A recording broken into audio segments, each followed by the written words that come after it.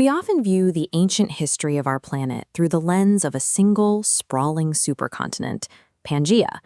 This was the dominant land structure for over 100 million years, a massive territory for giant reptiles and the earliest ancestors of the dinosaurs. Pangaea stabilized 330 million years ago. While that timeline feels immense, it represents only a tiny fraction of Earth's 4 billion-year existence. Earth follows a relentless cycle of continental assembly and destruction.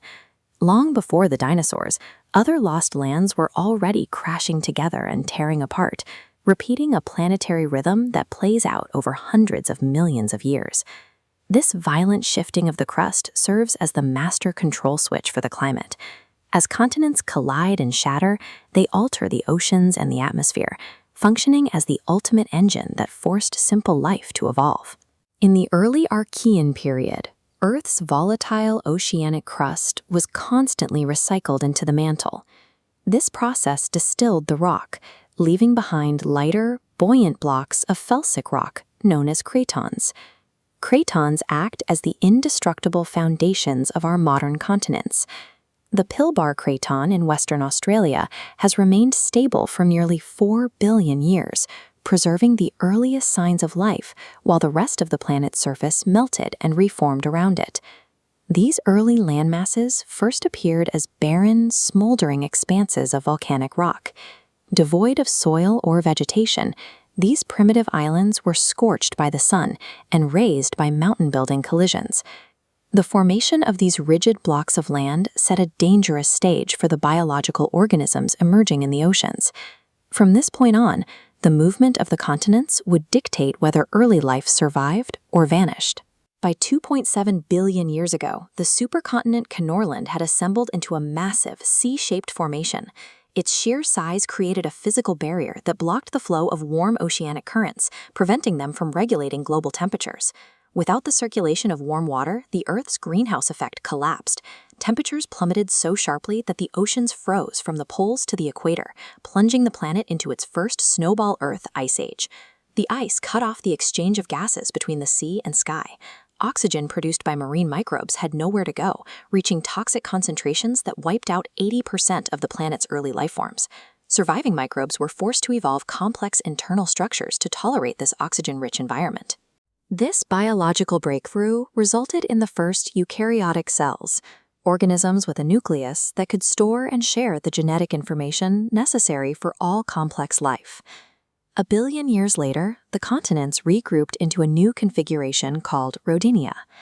By this time, life had advanced enough to colonize the damp rock faces of the supercontinent with the first primitive coatings of algae and fungi.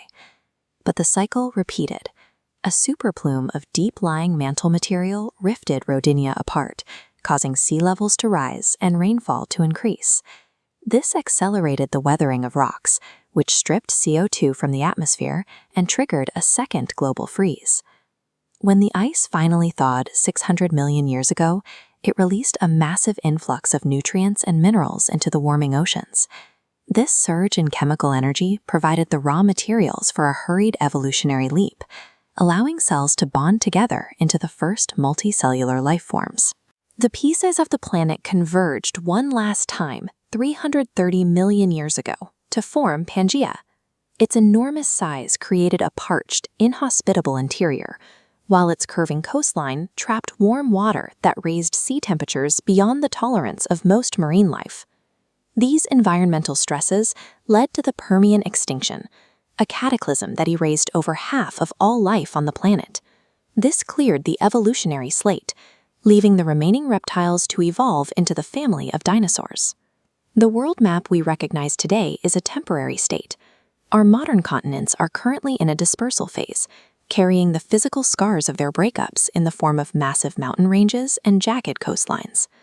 In 200 to 300 million years, the Atlantic and Indian Oceans will close, as continents drift together, locking into a unified landmass, Pangaea Proxima.